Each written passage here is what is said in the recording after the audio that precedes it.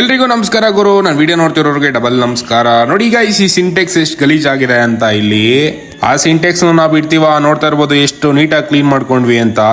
Finally clean ಮಾಡ್ಕೊಂಡಿದ್ದಾದ್ಮೇಲೆ ಕೆಳಗಡೆ ಇದು ಸಿಂಟೆಕ್ಸ್ ನ ಮೇಲ್ಗಡೆ ನೀಟಾಗಿ ಫಿಟ್ ಮಾಡಿದ್ವಿ ಗುರು. ಅದೇ ರೀತಿ ಕೆಳಗಡೆ ಸಂಪ್ ಕ್ಲೀನ್ ಮಾಡ್ಬೇಕಾಗಿತ್ತು.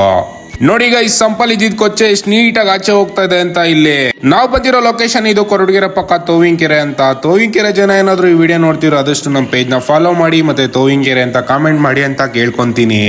ಪ್ರೆಷರ್ ವಾಷರ್ ತಗೊಂಡು ವಾಲ್ ನ ನೀಟಾಗಿ ಕ್ಲೀನ್ ಮಾಡ್ಕೊಂತ ಇದ್ದೆ ಗುರು. ನೀಟಾಗಿ ನೋಡ್ಬೋದು, ಇಲ್ಲಿ ಅಬ್ಸರ್ವ್ ಮಾಡಿ ಕಾಣುತ್ತೆ ನಿಮ್ಗೆ. ಇಲ್ಲಿ ಫೈನಲಿ ಕ್ಲೀನ್ ಮಾಡ್ಕೊಂಡಿದ ನಂತರ ಸಂಪು ಈ ರೀತಿ ಬಂತು ಗುರು. ನೋಡಿ ಗುರು ಯಾವ ರೀತಿ ಆಗಿದೆ, ಯಾವ ರೀತಿ ಇದೆ ಸಂಪು ಅಂತ. ಪೆಟ್ರೋಲ್ ಹಾಕ್ಸ್ಕೊಂಡು ಸೀದಾ ನಾವು ಹೊರಟ್ವಿ ಗುರು ಬೆಂಗಳೂರು ಕಡೆ. ಸ್ಯಾಟಲೈಟ್ ಅಲ್ಲಿ ಒಂದು ಸೋಲಾರ್ ಸರ್ವಿಸ್ ಮಾಡ್ಬೇಕಾಗಿತ್ತು ಗುರು. ನೋಡಿ ಗೈಸ್ ನಾವು ಬಂದ್ವಿ ಫೈನಲಿ ಸೈಟ್ಗೆ. ಒಂದು ಟ್ಯೂಬ್ ಹೊಡೆದೋಗಿತ್ತು. ಅಲ್ಲಿ ಸೋಲಾರ್ ಇರುವಂತ ಟ್ಯೂಬ್ಗಳೆಲ್ಲ ನೀಟಾಗಿ ರಿಮೂವ್ ಮಾಡ್ಕೊಂತ ಇದ್ದ ನಮ್ ಸೀದಾ. ಫೈನಲ್ ಎಲ್ಲ ರಿಮೂವ್ ಮಾಡ್ಕೊಂಡಿದ್ದಾದ್ಮೇಲೆ ನಮ್ ಮಡ್ಪ ಎಲ್ಲ ತಗೊಂಡು ನೀಟಾಗಿ ಕಾಮಗಾರಿ ಸ್ಟಾರ್ಟ್ ಮಾಡ್ಕೊಂಡ್ವಿ ಗುರು. ಎಲ್ಲ ಆದ ನಂತರ ಸಿಸ್ಟಮ್ ನ ನೀಟಾಗಿ ಇನ್ಸ್ಟಾಲೇಷನ್ ಮಾಡಿದ್ವಿ. ನೋಡಿ ಗೈಸ್ ಯಾವ ರೀತಿ ಇನ್ಸ್ಟಾಲೇಷನ್ ಮಾಡಿದೀವಿ ಅಂತ.